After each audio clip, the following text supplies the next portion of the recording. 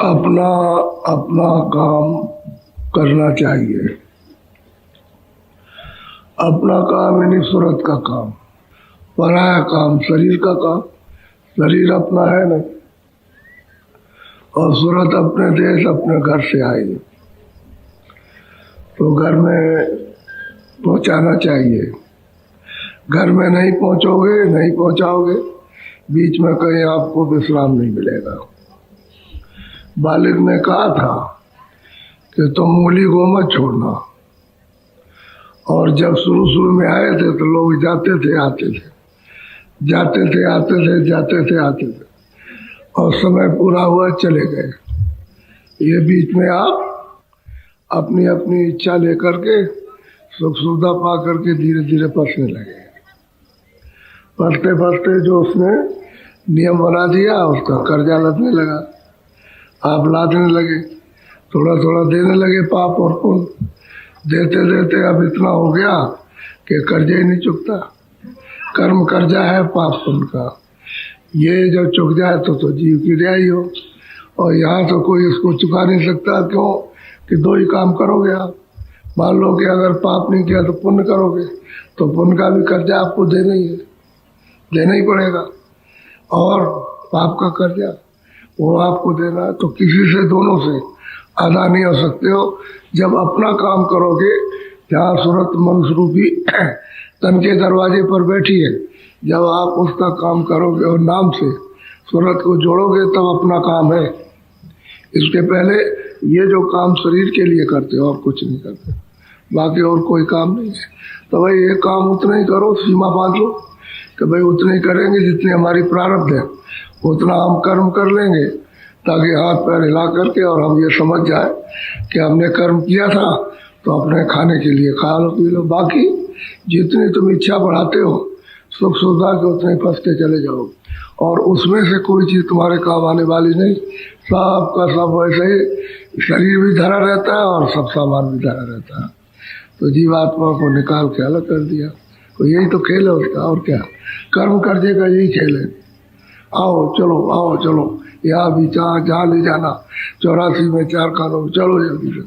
तो जब तक ये खबर देने वाले कि तुम कहाँ के रहने वाले हो, तो इस कलयुग में महापुरुष आए, उन्होंने खबर दी टेर कर, अरे भाई ये तो तुम्हारा घर नहीं है, तुम तो अपने घर से आए दूर गिरे, दूर आके फंस गए, वहाँ पर जाने का रास्ता तुम भूल गए, अब तुम रास्ता लो, चलो अपने घर को, अपना काम करो। तो सूरत का काम है सब की कमाई, क्योंकि शब्द ही सूरत का है। उसी से सूरत अलग हुई है, उसी के कमाई कर ले, उसी के साथ में जुड़ जाए, लग जाए, उसमें प्रवेश हो जाए, तो शब्द संभाल ले सूरत को। क्योंकि शब्द तो चाहता है कि सूरत मेरे साथ लग जाए, लेकिन उसके साथ दूत और भूत लगे, मन बुद्धि चित्त ये लगने नहीं देते। और फिर तरह तरह की इंद्रियों के दरवाजों पर बैठ करके वासना, तो वासना तमाम फैल गई। अब वो तो हो नहीं पाता। अब महात्मा जोड़ देते हैं, तो सरल युक्ति बताते, कठिन तो आप कर नहीं सकते हो, सरल से सरल युक्ति जो कल युक्ति है, सरल युक्ति। और इस सरल युक्ति से न कर सके तो दूसरी कोई भी युक्ति नहीं है, हो ही नहीं सकती। क्योंकि शरीर इतना चंचल और इतना दुर्बल कमजोर और घिरा हुआ तमाम, मतलब यह है कि बाधाओं से, उसके बीच में तो वो योग हो ही नहीं सकता। पहले के योग सब महात्माओं ने खारिज कर दिए। अब ये सुलभ सहज योग, नाम योग इसको रखा है, तुरंत शब्द योग, इसको पकड़ो और घर की तरफ चलो। तो अपनी कमाई करो। अरे अपना धन जाओ तो सुरक्षा करेगा, और दूसरे का धन जमा किया और आपने सोचा कि भाई मेरी वक्त भर काम और हिफाजत करेगा, तो शरीर ही जब तुम्हारा काम नहीं देगा तो वो कैसे। वो भी तो एक महल है, पर्दा है, वो जड़ पर्दा है, ये जड़ चेतन। जब तक ये सूरत है तब तक मालूम होता है चेतन है, और जैसे सूरत अलग नहीं, जड़ हो गया, तो शरीर भी जड़, ये पड़ा निरस, और वो तो निरस नहीं, वो तो जड़ है। तो उसको जड़ को बांध करके रखा, उसी की मेहनत करते देर रात। अब यह है कि उससे काम लेना सीख जाओ और छोड़ना भी सीख जाओ, और अपना माल कमाना भी सीख जाओ, और कमाई करके और उसके साथ निकल चलो। तो ये पराया देश है, अपना देश नहीं। कर्म देश काल का देश, कर्म देश कहते हैं काल का देश। कर्म 4 खानों का, 84 लच योनि नरकों का देश है ये, इसमें जीव छूटेगा नहीं। बोलो जरा बत्ती जला दो बच्चा, बहुत ध्यान से सुनो, कल छूट गया था। अलख पुरुष शोभा का गाई, अरब कोटि शशि सूरल जाई। हम कहते हैं कि अरब, 1 अरब कोट शशि सूरज चांद लज्जित होते हैं। ये सूरज चांद नहीं है, वो ऊपर के सूरज चांद कहते हैं कि वो लज्जित होते हैं। यानी अरब कोट, इतना मतलब यह है कि अरब कोट इतना एक रोम में प्रकाश है, किसके अलग पुरुष के। अब अगर विचार किया जाए, अरब जितना आप विचार कर सकते हो उतना कर लो, बाकी तो और ज्यादा है, और ज्यादा उसका एक रोम के अंदर। जब इतना प्रकाश है अलग पुरुष के, पहले तो सतपुरुष का बताया जो सतलोक में, अब यह अलग पुरुष अलग लोक में है, उसमें विराजमान। कहते हैं कि भाई इसकी शोभा कैसे कही जा सकती है, जिसका एक एक रोम में इतना इतना प्रकाश है, उसकी शोभा कैसे जवाब से कही जाएगी। लेकिन अभी ये पता चलता है, गिनती एक तरह से खत्म कर दी और महात्माओं ने ऐसे वचनों का उच्चारण किया जिससे संकेत मिल जाए, तो ये संकेत दे रहे हैं। लेकिन आपको ये, आप तो समझोगे कि ये सूरज चांद होगा, ये सूरज चांद है, वो ऊपर के सूरज चांद, उनका वर्णन किया है कि ऐसे सूरज और चांद यानी अरब कोट एक एक रूम में प्रकाश करते, अलग ऐसी शोभा कह नहीं सकता कोई। बोलो सूरत रूप ऐसा पाई, कोटि बान छवि ऐसी गाई। कहता है कि भाई सूरत ने यानी उसको पाया, देखा, अलग पुरुष को देखा। पाया का मतलब देखा, उनका दर्शन दीदार हुआ। सतपुरुष का भी दर्शन सतलोक में हुआ, और अलग पुरुष का हो रहा दीदार दर्शन पाया। कहते हैं हमने पा लिया। सूरत कहती है कि हमने मनुष्य रूपी इसी तन में बैठ करके उसको पाया, क्योंकि यहाँ बैठ के पाएगा तभी तो कहेगा, तभी तो इस हाथों से लिखेगा। अगर कोई हाथ पैर नहीं उसके होंगे तो कागज पर कैसे लिखेगा, लिखाएगा। यहाँ बैठ करके उसने पाया। अब ये शोभा किसको मालूम है? अब लोग तो जड़ जीव हैं, जगत में फंसे हुए हो, कभी हमारा उस तरफ को ध्यान ही नहीं, कभी कि भाई कहीं हमारा कुछ है, आप कुछ नहीं, आप तो यही सब समझते। इसी को सुख, इसी को स्वर्ग, इसी को नरक।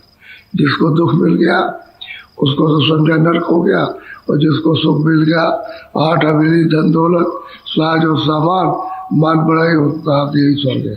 अब आप इसी को कहने लगे स्वर्ग ये नहीं है, ना ये नरक है, ये तो पिंड लोक है। तो ये जो दिखाई देता है, ये तो मनुष्य शरीर भी 84 है, लेकिन 84 के ऊपर है, क्योंकि इसमें साधना का दरवाजा है, इसमें साधन हो सकता है मनुष्य शरीर में। वैसे 84 में शामिल है, उससे अलग पिंडज है। तो पिंडज मतलब यह है कि जो पिंड से तो मनुष्य पिंड से पैदा होता है, तो वो भी मतलब है 84, लेकिन सबसे ऊंची 84। अब चेत जाग चेतने का यही मनुष्य शरीर है, जाग जाता तो निकल जाए, नहीं चेत है तो बाकी जो योनियां है वो मतलब ये पशु पंछी होता, मतलब मनुष्य शरीर को 5 तत्वों को छोड़ करके, इसलिए वहाँ कोई साधन नहीं। ये नरक, नरक इन आंखों से दिखाई नहीं देता।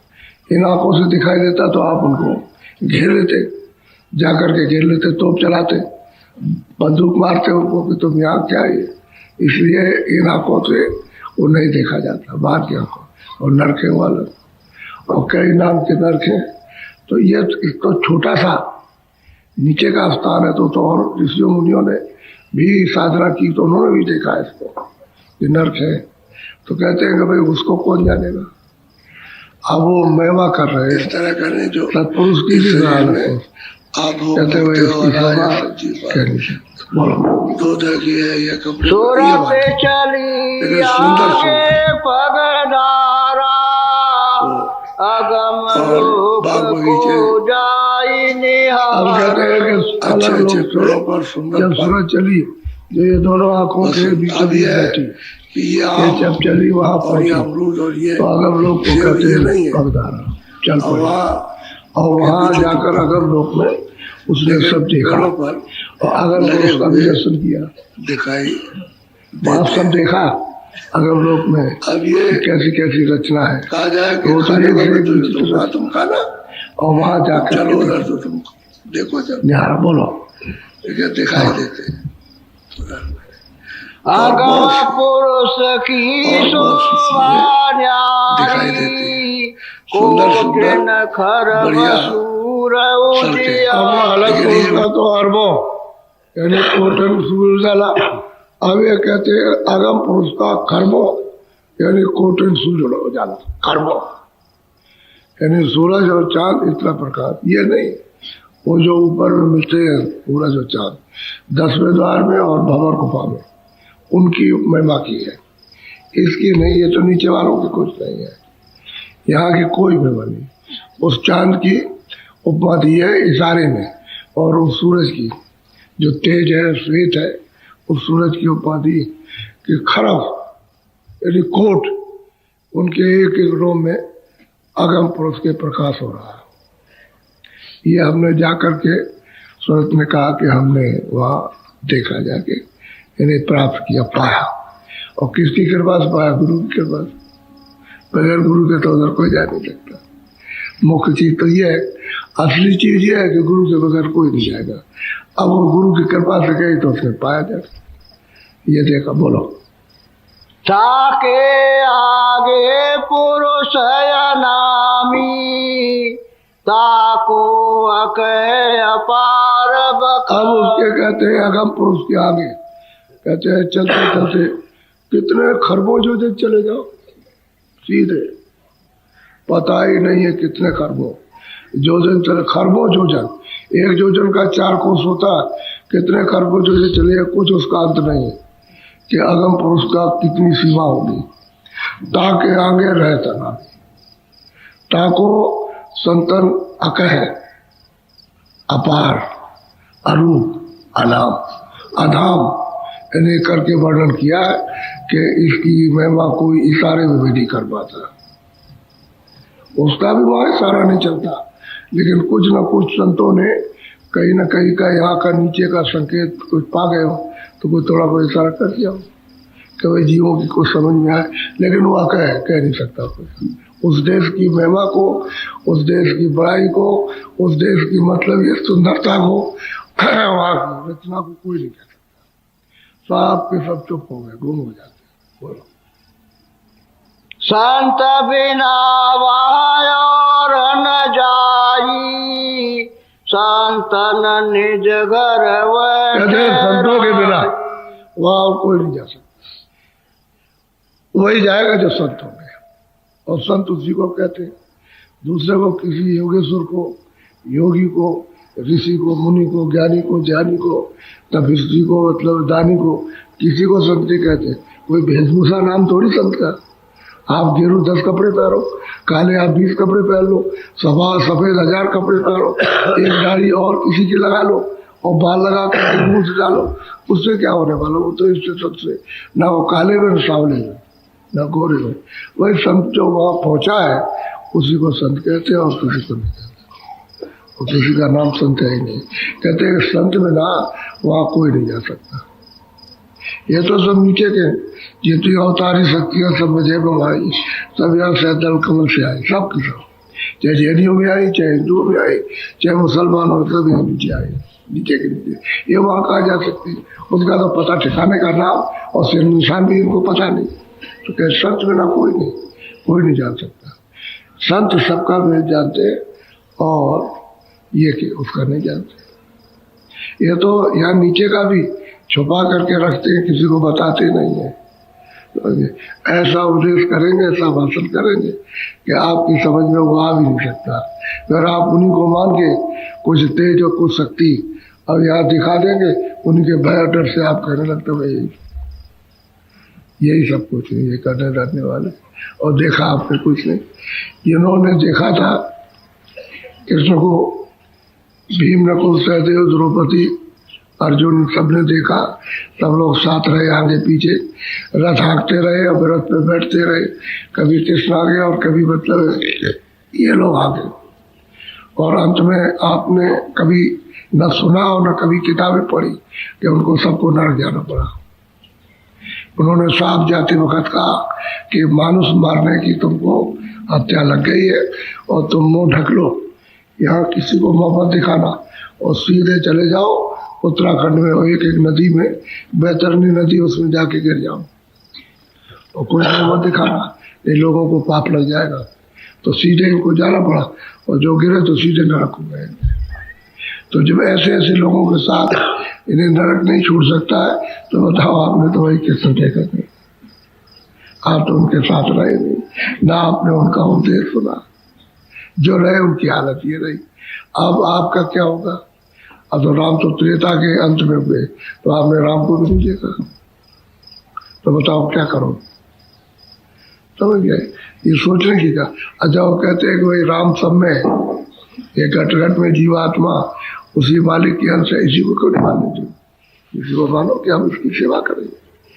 सेवा करेंगे, लड़ाई झगड़ा किस बात का? जब आप इसकी सेवा करने लोगे, यही राम है, तो उससे ज्यादा आपको पुण्य तो इसी से मिल जाएगा। उससे कुछ नहीं मिलेगा, इससे मिलेगा, इनकी सेवा करोगे। तो इसी में समझ लो कि जन जन में, ये मनुष्य में, इंसान में, ये मालिक की जीवात्मा है, ये उसका नूर है, ये उसकी जीवात्मा, तो यही राम है। इसको सेवा करो, सबसे बड़ा पुण्य है। इसी पुण्य से महात्मा मिल जाते, इसी पुण्य से संत मिल जाएंगे। और ये पुण्य नहीं कर पाओगे तो मिलना मुश्किल है, क्योंकि इसी से दया धर्म आता। दया इसी से आती, इसी को देख करके। करुणा इसी को देख करके होती है कि भाई हमारे जैसा ये भी है, इसको भी ऐसी तकलीफ होगी जैसे मुझको होती है। तो जब ऐसा समझोगे तब तो तुम सच्ची सेवा जीवात्माओं की कर रहे हो। और कुछ नहीं है, मतलब वैसी लड़ाई करते हो, कत्ल कर देते हो, इनका कत्ल करते हो, समझ गए? और कोई मूर्त रखी हो, उसकी हिफाजत करते हो, तो बताओ, तो बोलती नहीं है, तो आपको क्या बताएगी तुमने ये पाप किया? जब कृष्ण बोलते थे, कहते थे मानुष मारने की हत्या लग गई, तो साफ ही उन्होंने कहा कि तुम मुंह दिखाने लायक नहीं हो, क्योंकि तुमको जो देखेगा पाप लग जाएगा। तो अपने पाप को छुड़ा नहीं सकता, इसलिए तुम चले जाओ। और सही बात है, कितने लोगों को मारा, कितने लोगों को मारा, गुनाहों को, बेगुनाहों को मारा। गुनाह तो उन्होंने भी किया, उन्होंने कौन सा लड़ाई में कोई अच्छा काम होता?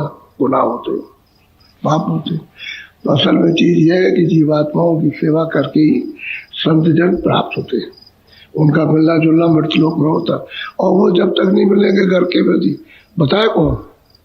तो कहते हैं भाई वो उसके अगम लोक के आगे, अगम पुरुष के आगे रहता नामी, उसकी शोभा, उसकी महिमा, उसके देश की अकड़ कोई नहीं कह सकता।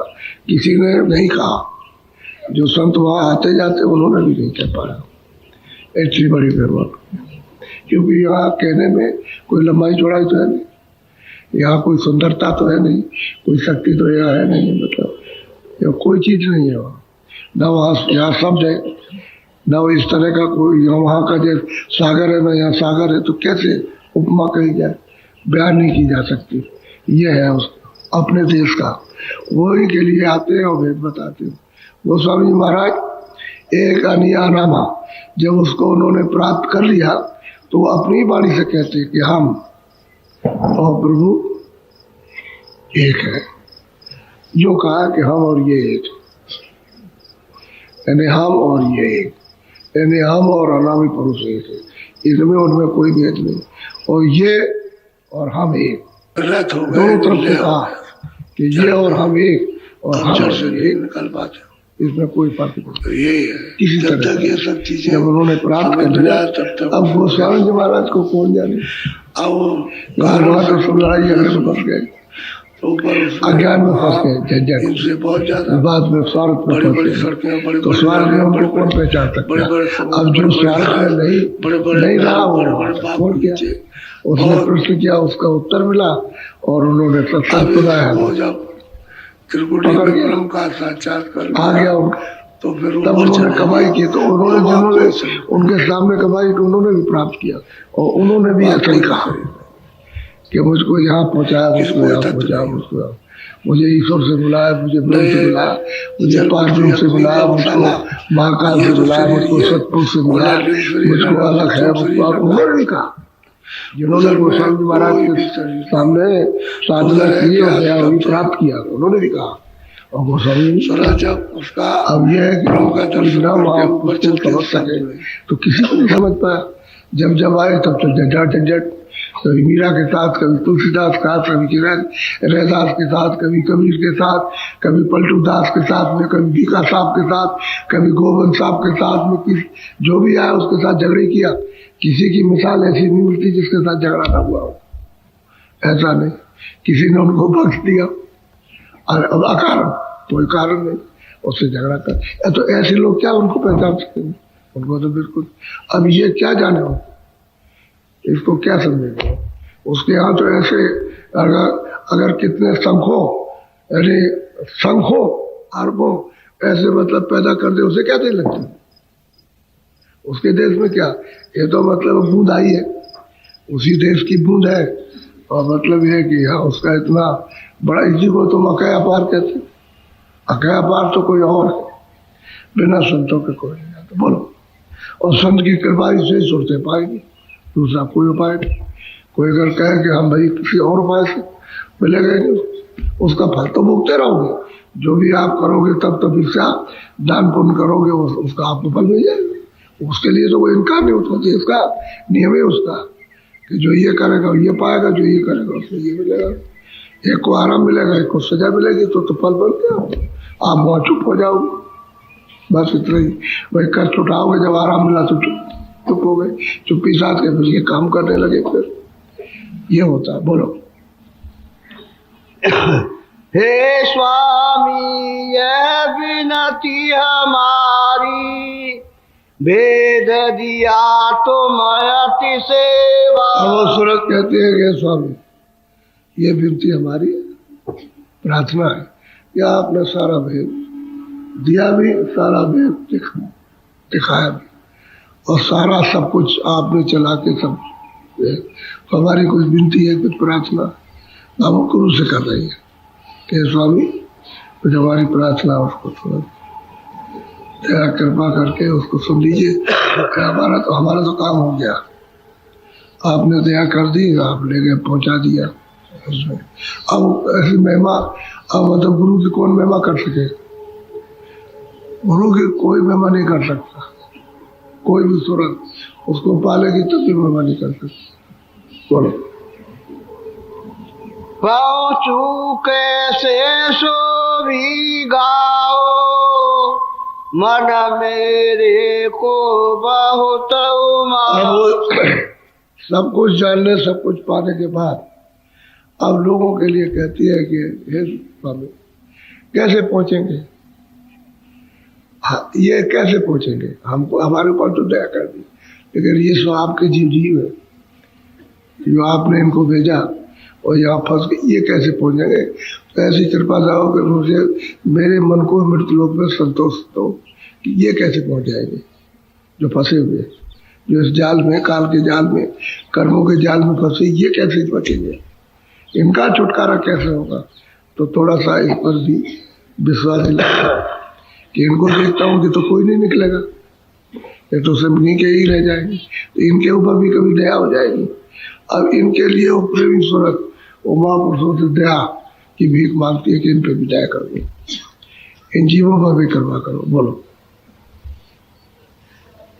सूरत साध की राह बताई, दया बिना नहीं पहुँचे भाई। अब वो कहती है सूरत की, भाई सूरत की राह तो बता दी, रास्ता तो बता दिया, कहते बिना दया के कोई नहीं पहुँच सकता।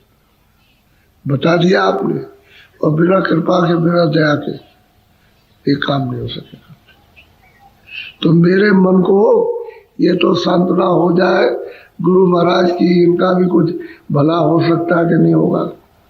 अब वो पहले तो अपने लिए रोती रही, जब अपना सब रोना धोना खत्म हो गया तो अब दूसरों के लिए चिंता करने लगी। तो गुरु से सब तरह की समस्या का समाधान चाहती है कि रास्ता तो आपने बताया, लेकिन बगैर दया के तो कुछ नहीं हो सकता। दया से मिलेगा, वैसे नहीं, चाहे कितना आप मेहनत करो, सब्जी की कमाई भी करो तो दया से करो। बोलो। संशय भर मन राखो कोई, धीरे धीरे सुरत समूह। अब उन्होंने उत्तर दिया कि देख, किसी को जिसका रास्ता बताया जाए उसको कोई संशय भरम नहीं रखना चाहिए।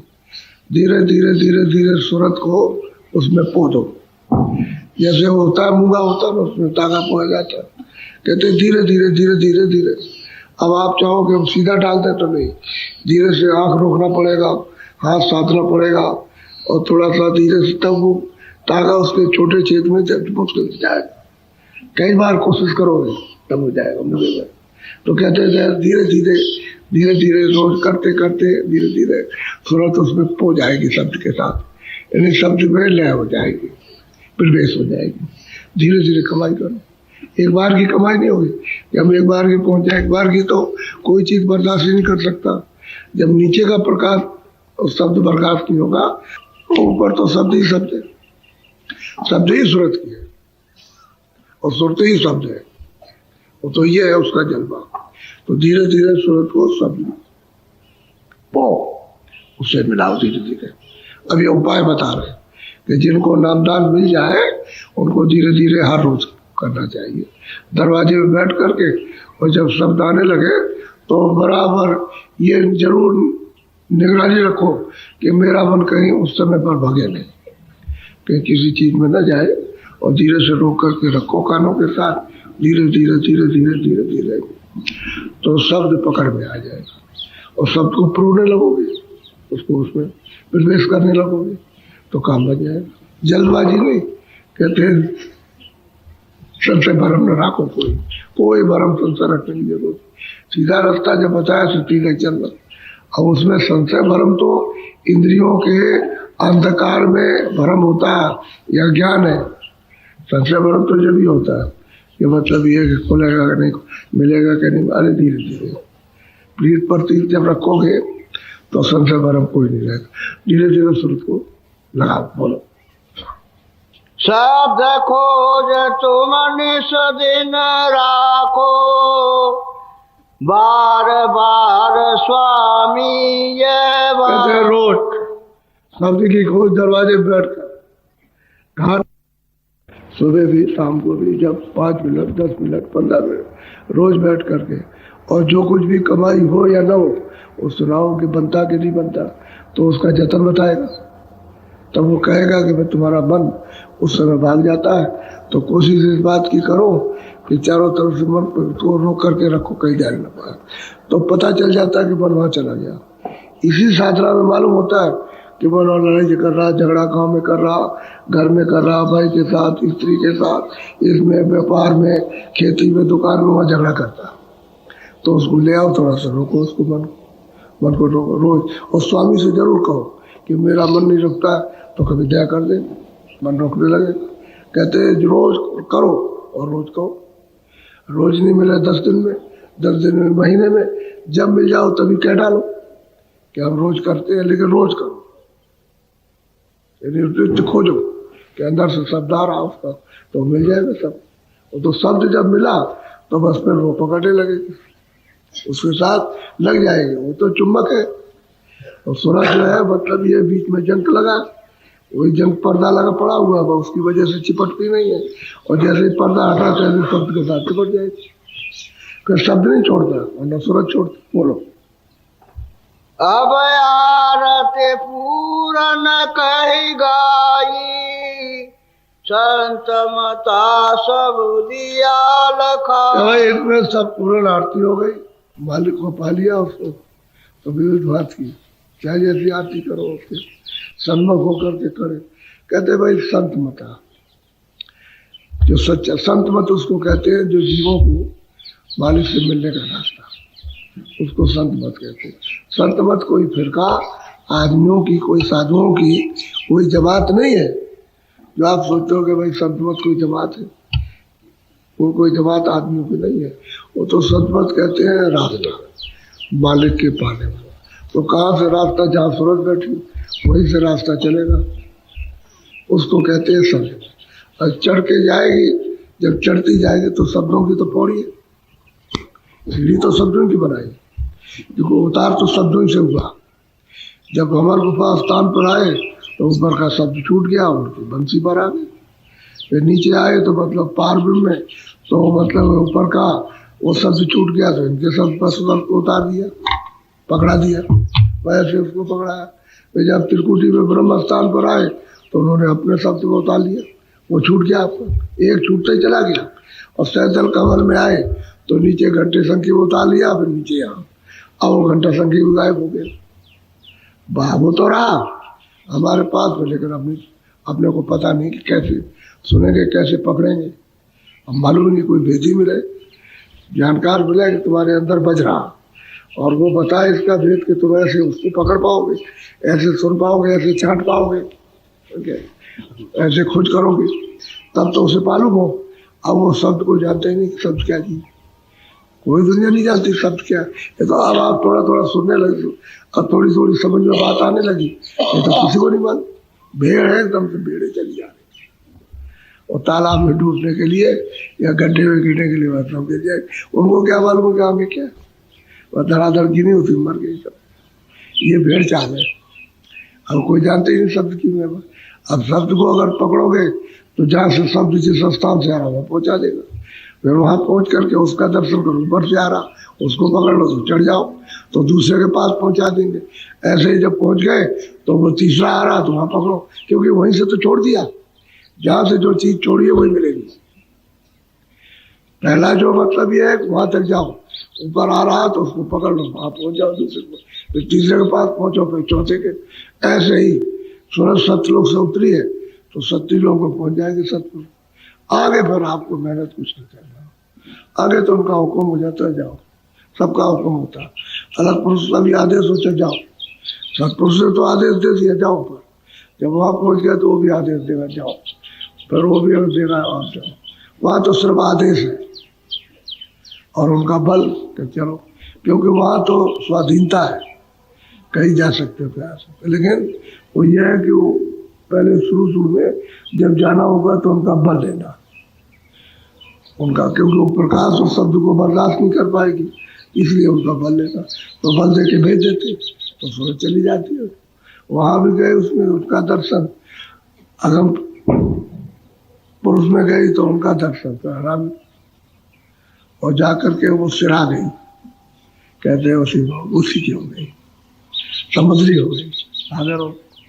अब यह संत बिना पूछ जाता, तो कहती है सूरत मेरी तो आरती पूर्ण हो गई, और मैंने जीवों के लिए पूछा कि भाई धीरे धीरे धीरे धीरे धीरे धीरे नित्य प्रति रोज बैठो और शब्द की खोज करो, शब्द मिल जाएगा, शब्द ही लाया शब्द ही ले जाएगा। और शब्द में जब तक किसी नहीं मिलेगा तो आप उसकी कमाई क्या करेंगे। तो इसी तरह से जीव सबके सब रहते हैं। यह है। अब यह खाना पीना तो इसलिए मना किया जाता है कि अशुद्ध खाना खाओ, आपका मन तो वैसे भी चंचल है, तो अशुद्ध चीजें खाओगे तो मतलब तुम्हारा और विकृत मन हो जाएगा, विकसित हो जाएगा, और चंचल तेज होगा, तो हवा की तरह से उड़ेगा, तो फिर उसको कैसे बसीभूत करोगे। इसलिए वो चीजें खाओ जो ठंडा खून रहेगा, तो शाकाहारी से ठंडा रहता है, उसमें उत्तेजित खून नहीं होता। शाकाहारी का तो उत्तेजित शाकी रहेगा तो काम भी कम होगा, क्रोध भी कम होगा, लोभ भी कम होगा, मोह भी कम होगा, और अहंकार भी कम रहेगा। और ये चीज हर वक्त क्रोध रहता है, 24 घंटे सवार रहता है एकदम, तो वो तुम्हारे ऊपर ही सवार है। वो कल तुमको कैसा पटकेगा वो तो उसको मालूम है। इसलिए सात्विक चीजें, ठंडी चीजें, उनका सेवन करो जिससे कि तुम खून तुम्हारा ठंडा रहे और मन को थोड़ा सा तुम इसको रोक सको। इसलिए मना करते हैं कि भाई इन चीज़ों का सेवन मत करो, ये तुम्हारे लिए बाधक पड़ती हो, और उन चीज़ों को सेवन करो तो जो तुम्हारे लिए सहयोगी पड़े। तो ये नित्य प्रति जब रास्ता मिल जाए कि ये रास्ता है जाने का, रोज कमाई करो, उसकी बैठ करके अंतर घाट पर, और उसको कानों से आँख से उसकी खोज करो कि इधर से आवाज आ जाए, इधर से दिखाई दे, इधर से सुनाई दे दिखाई दे, खोज करोगे रोज बैठ और कहते प्रार्थना करते रहो अंदर बाहर कि दया कर दो, कृपा करो, दया करो, मेरे मन को रोक दो, मेरी बुद्धि को जगा दो, जिसके विवेक हो जाए, मेरी सोच को जगाइए, बोझा हटा दी। प्रार्थना अंदर बाहर दोनों तरफ, अंदर भी बैठ के करो, बाहर भी करो, काम बनेगा। फिर तो काम बन ही जाएगा, क्योंकि वो तो विलाप कर रही है। जब खूब रो लेगी तो दया हो जाएगी। इसलिए तो रोना संतों ने, इनको प्रेमी भक्तों ने रो करके पाया। ये जो पाते हैं बहुत रोते हैं, जिन्होंने प्राप्त किया बहुत, किसी को दिखाने का रोना नहीं है। रोते हैं रात रात भर, कपड़े जैसे आप बाल्टी में भिगो ऐसे आंसुओं से कपड़े भीग जाते हैं, ऐसा रोते हैं तो मालिक मिलता। और तुम ऐसे कि हंसी खुशी से ऐसे हंसे खिस्से और ये करने से मिले, ऐसे नहीं मिलेगा। मालिक का रास्ता है।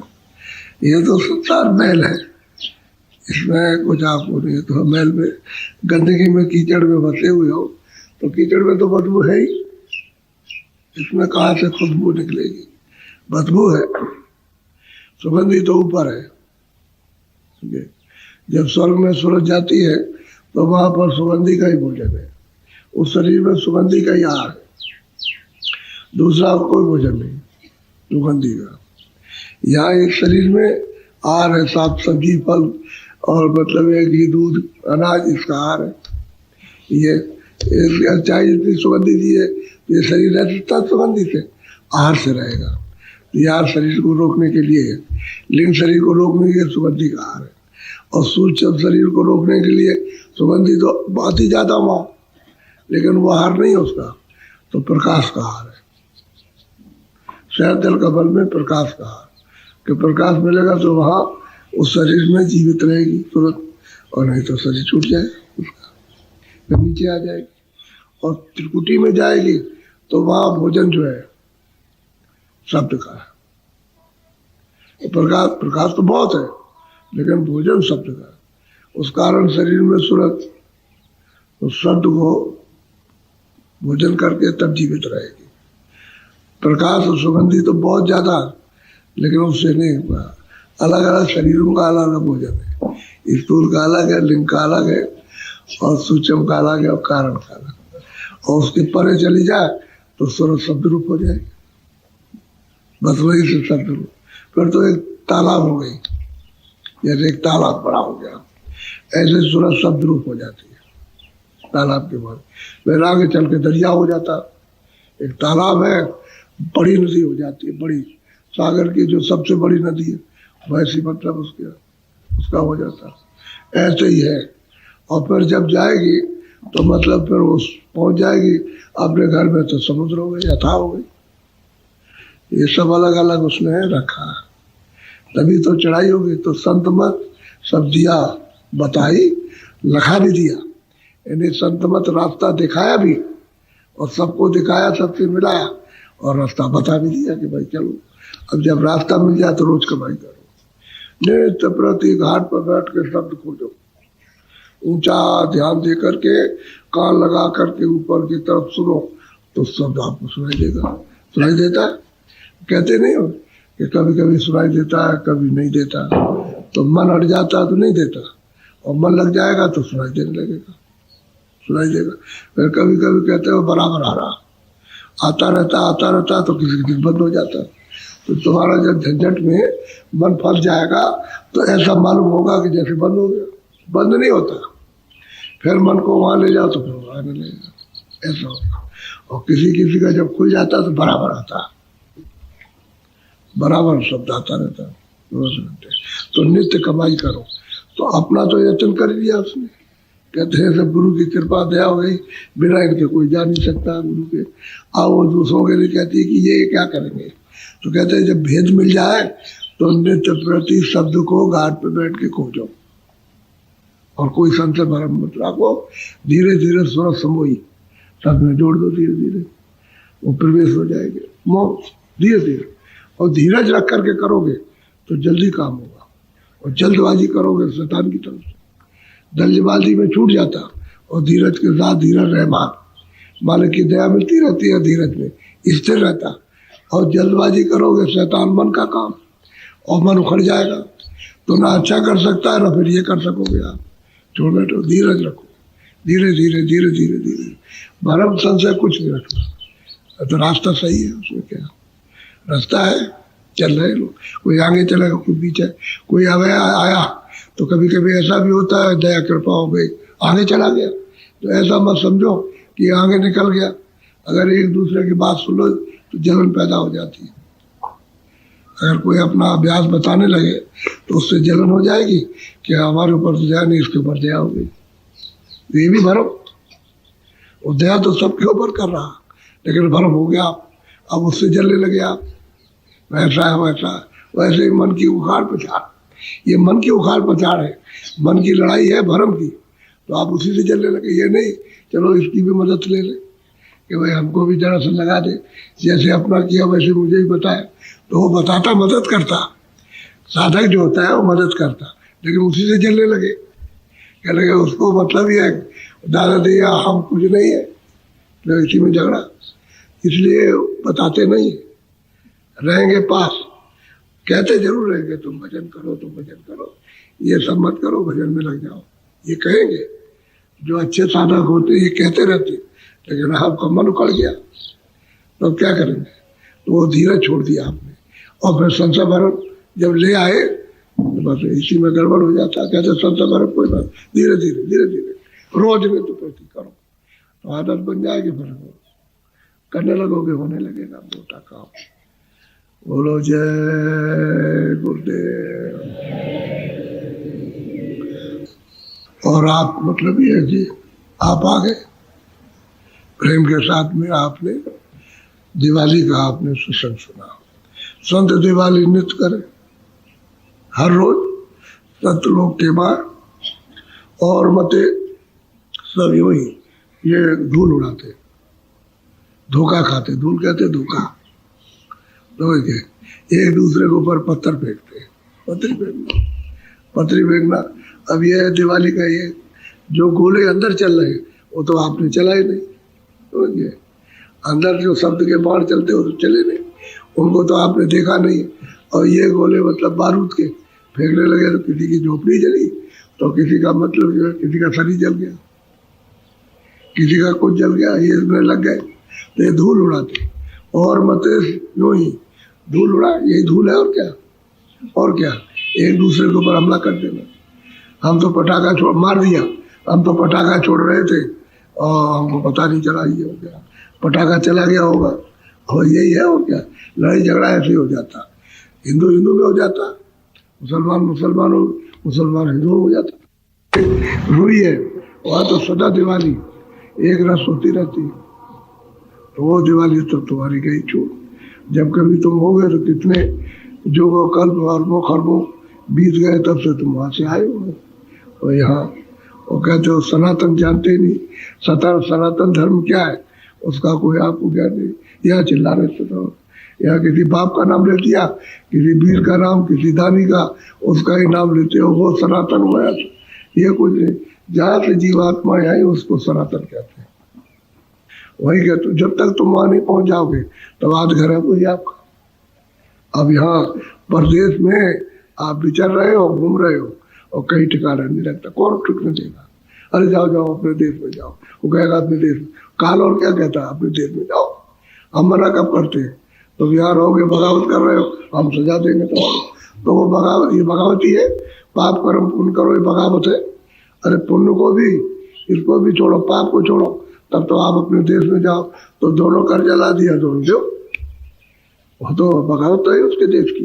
वो तो कहता है हमारा पाप पुण्य कुछ मत करो, तुम अपना वापस जाओ।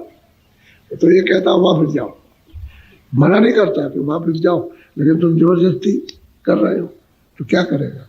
तब उसने नियम बनाया, नियम बनाया तो दंड देने के लिए। अब उसने ये सब बना दिया तो सजा देता है। और भगो भगो भगो भगवान, हर जगह तो भगो, भागते रहते हो।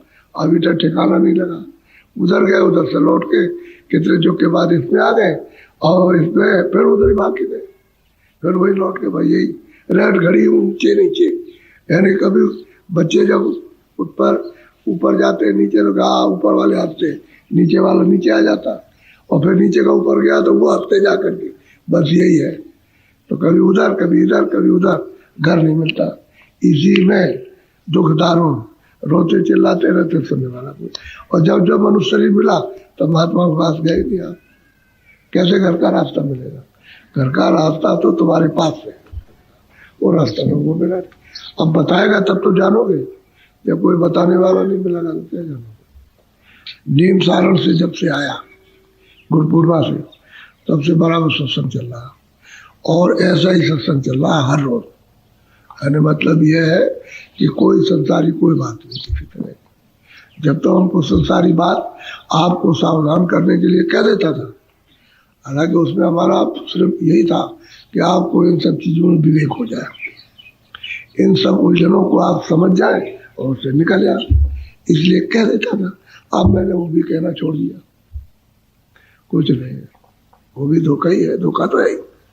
अब सीधा साधा सत्संग बराबर करता हूँ, और प्रेम प्यार से अपना काम कर लो, जाने वाले हो।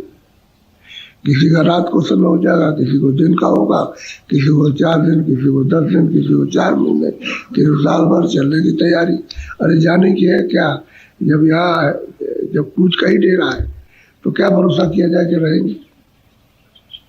भाई उसका है, शरीर है, वो तो उसका निश्चित है, दिन समय निश्चित है, कितने दिन तुमको कितनी सांसों में रहना, और बस जैसे स्वतः मतलब अपना काम करो सीधा। तो तैयारी करो भंडारे की, और फिर प्रेम से, और मौका मिल जाता है साधन भजन पाने। फिर ये है कि 9 दिन का सत्संग आपको मिल गया तो ये बहुत समझ होती है। आपने 6 महीने की खुराक ले ली, और फिर जब कभी कभी होने लगे तो फिर दौड़ पड़े, फिर ले गए। तो खुराक लेना है, नहीं तो मतलब ये है कि अगर आपने कहा नहीं हमको मिल गई, अब हमको जरूरत नहीं है, तो फिर ये सब आप गंवा दोगे और सब भूल जाओगे आप। तो खुराक लेते रहो, परमार्थ की, उस पर तत्व की, आत्म तत्व की ये खुराक है, इसको लेनी चाहिए। तो जब जब कभी भागे हो, फिर सत्संग सुन गया, फिर लेके चले गए, फिर मजबूती आ गई, फिर और उत्साह आ गया, फिर करने की चेतना आ गई, तो करने। नहीं तो आप सुस्त हो जाओगे, क्योंकि दुनियादारों के जब एक सत्संगी तो करता रहता बेचारा, तो सैकड़ों पता रहता उसके बीच में, तो उनका माहौल अलग है, तुम्हारा अलग है। लेकिन जब खुराक ले जाएगा तो कुछ नहीं होगा, उन्हीं के बीच में रहेगा और वही अपना भजन करता रहा, उसको कोई नुकसान नहीं। फिर उसको जब बस फिर ले गया, तो ये खुराक है, ये भोजन है। सत्संग भोजन, सत्संग जल जो कोई पावे, जो तुम्हारे ऊपर में इधर उधर की गंदगी आएगी और सत्संग से साफ कर लेंगे। अब आपको ये सब बारीकी तो पता नहीं कि भाई बारीकी इसमें क्या है, उनको जान नहीं पाते हो, तो वहीं रह जा रहे, हम इसमें फंस गए, उसमें फंस गए। अरे फंसना सा क्या, वो तो वैसे ही अज्ञान में उलझना। तुम चले आओ, कोई नुकसान नहीं होने वाला। लोग चले आते, जो लोग विश्वास करते हैं कि बाबा जी ने कहा था कि तुम चले आओ, कोई नुकसान नहीं होता। उसको बुखार आ गया, बुखार इतना आया 5 डिग्री से ऊपर, तो कहते हैं 5 डिग्री आ रहे तो छोड़ दे यार, चला आया। 5 डिग्री बुखार आया रोकने के लिए, तुझको रोकने के लिए, वो तू चलते गाड़ी में बैठा, बुखार उतर गया, उसका उतर गया। कभी कभी तो उसको खुद बुखार आ गया कि मैं बिल्कुल एकदम से बेहोश हूँ। अरे तू गाड़ी में बैठ जा, उसकी परीक्षा कर ले। गाड़ी में बैठ गया, लेटा, उसमें बुखार उतर गया। कह लगे बता, और मैं ये नहीं जानता था। अरे भाई विश्वास होना चाहिए, विश्वास ही तो सब कुछ फलता है। परमात्मा में तो विश्वास तो चाहिए, और उसको खो देते हो। ऐसा नहीं करना। तो ले जाओ खुराक, और जो कोई नया आना चाहे तो नामदान होगा। यानी वैसे तो मतलब 1 दिन छोड़ के दूसरे दिन, तो मान लो कि 9 दिन का है तो 4 दिन तो नामदान हो ही जाए। क्यों? कोई आदमी नया आ जाता है तो 1 आध दिन तो सत्संग सुनना चाहिए उसको। बिना सत्संग सुने आपको बता दिया तो आपको कुछ समझ में आया नहीं, वहाँ चले गए, चुपचाप वहाँ रख दिया ताक में, और 2-4 दिन के बाद भूल गए। फिर वही संसारी अपना काम कर रहे। सत्संग पहले सुनोगे तो थोड़ा बहुत करोगे, चाहे 10 ही दिन करो, 15 दिन करो, तब तक जिसके साथ रहोगे आपको जगाता रहेगा, याद दिलाएगा, अरे भाई भजन के लिए आए थे, तो वहाँ गए थे, नामदान लेके आए भजन करने के लिए, तो ये भजन करो। तो उसको चिताता रहेगा, तो कभी करेगा, कभी छोड़ेगा, कभी करेगा, फिर पकड़ ले आएगा उसको, तो सत्संग सुन जाएगा, फिर लग जाएगा। ऐसे ही होता है, सबके साथ ऐसे ही होता है।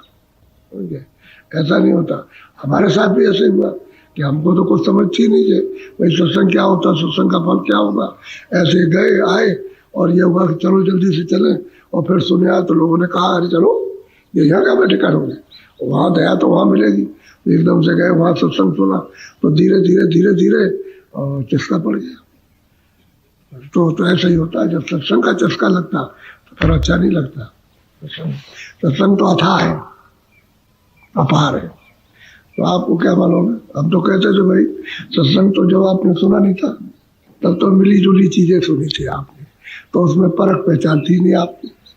तो मतलब ये कभी कह दिया ठीक है, कभी कह दिया अच्छा होगा, ऐसे ही होगा, ये होगा। अब सत्संग हो रहा है तो अब समझ तो अब चीज आ रही है, तो मिली हुई चीज तो है नहीं, अब तो बिल्कुल प्योर है साथ में।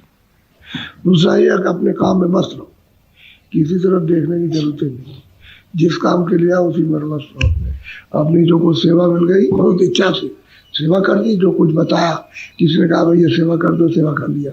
उसके बाद भजन ध्यान में मशगूल रहो, भजन ध्यान में। वो किसी की तरफ नहीं देखना, क्या किसी तरफ देख, जिस काम के लिए आए उसी को देखो, इधर उधर कुछ नहीं देखना। कोई गाली गलौज करता हो वो करता रहेगा अपना, उसी के ऊपर उसी की गाली उसी पर बरसेगी, आप पर कुछ नहीं होगा। अपने काम में मस्त रहो, जिस काम के लिए आए उसी में लगो। और अपना धंधा छोड़ के दूसरे में फंस गए तो मिलेगा तुमको क्या? अरे कूड़ा कचड़ी तो मिलेगा, और क्या मिलेगा, और क्या मिलता है? तो क्यों मन खराब करते हो, क्यों बुद्धि खराब करते हो, चित्त खराब करो, तुम्हारा किया कराया सब उड़ जाए। अपना संभाल के रखो, जो भजन करो उस पर रिजर्व रखो, किसी को देने की जरूरत ही क्या। सेवा कर दी बस हमारे पास रहेगा, और सेवा ली तो तुम्हारा भजन में से चला जाए, फिर क्यों आपको देना। सेवा कर दो, कोई हो छोटे बड़े, वो तो सबके लिए समान चीज है। परमार्थ तो सबके लिए समान है, और जो उसका नियम वो समान है। उसका समझते हम बहुत बड़े, उससे कुछ नहीं होने वाला। और तो सेवा करो, अगर तुम सेवा लेते हो तो तुम्हारे में से भजन उसमें चला जाएगा, वो ले लेना जो सेवा करने वाला, और तुम रह जाओगे ऐसे। इसलिए सेवा करो, ताकि जो कुछ भी मिनट 2 मिनट 10 मिनट 15 मिनट जो कुछ भी करो उसको रिजर्व रखो, ताकि हमारा खर्च न होने पाए। और तुम देते रहे, तेरे पास क्या रहेगा, रोज तू देता रहेगा, दूसरे का लेगा उसको दे देगा, तो भजन तेरे पास में क्या रहेगा, कुछ नहीं रहेगा। इसलिए सेवा करना बहुत जरूरी, जो मिल जाए।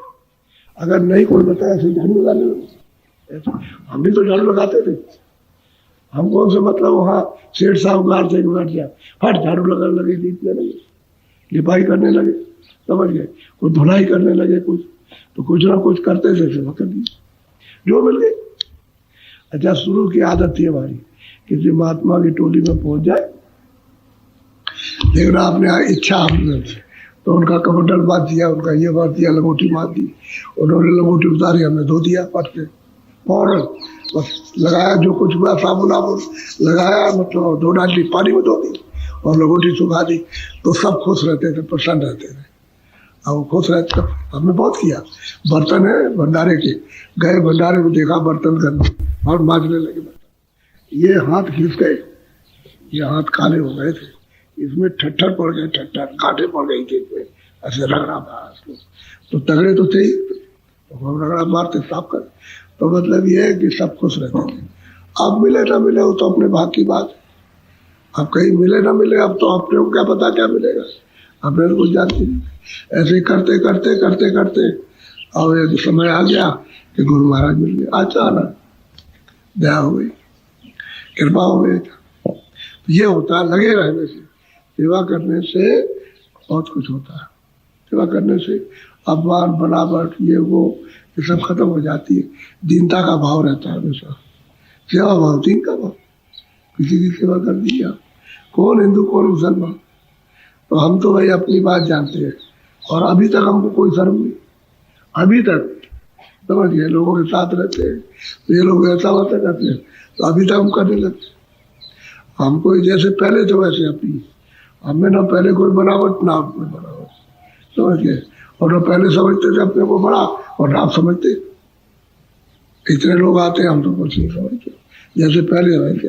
एक से उपदेश किया गुरु महाराज की दया से, एक से समझाना शुरू किया, अब बहुत हो गए।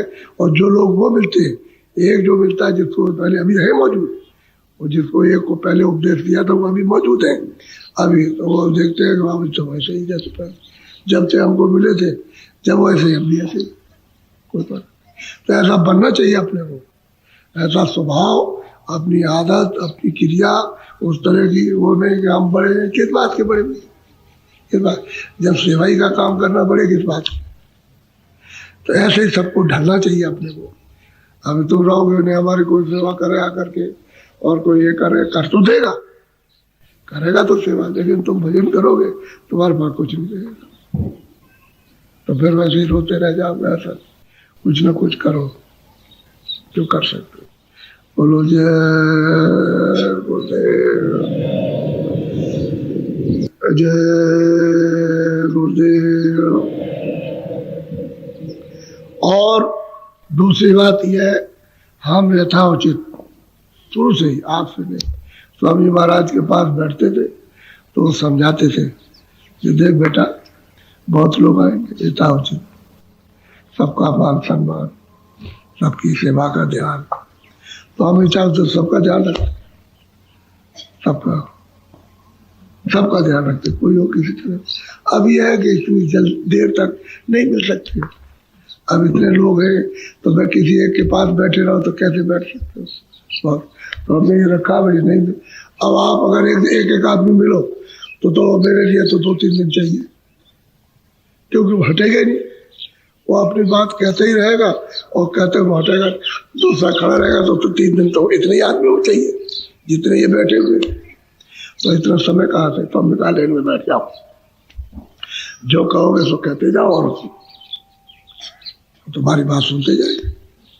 तो तुम्हारे ऊपर जो हाथ पड़ता है मामूली बात है, सिर के ऊपर में जो हाथ पड़ेगा छोटी चीज तो नहीं। अब वो तो तुमको समझ में नहीं आता कि इसमें क्या आपको मिलता, जो समझते हैं वही समझ जाते हैं। तो चीज असली ये है कि उसका तरीका होता है निकलने का, सबको मिलने का, प्यार करने का। अब एक तरीका है, एक प्यार करने का तरीका अपना मानना है तो सबके लिए। अब एक आदमी के धक्के से पैर पकड़े, वो वही हाथ पकड़ लेते, दूसरी खींचा कोई। तो अब ये है बच्चों जैसा, यानी मतलब खींचा इधर, लेकिन वो सबसे ना पड़ता, ये होता है। तो इसको सबको देखना चाहिए। ये छोटे सब और स्वामी महाराज कहते थे तो हमको उनकी बातें बराबर याद है कि भाई ये था उचित, सब छोटा हो बड़ा हो सब सबको कोई होता है, जितनी जिसमें क्षमता है उतना ही। और सब लोगों से कहता हूँ कि भाई सब लोग उसी तरह से रहो जैसे स्वामी जी सिखा गए, हम आपको बता दें, उन्हीं की सीख आपको पढ़ा देते। हम तो कुछ नहीं जाए, उन्होंने जो सीख दी है उसी को आपको पढ़ाता हूँ। तभी लोग सेवा करने लगे, नहीं तो कहाँ सेवा करते थे। किसी आश्रम में ऐसी कई सेवा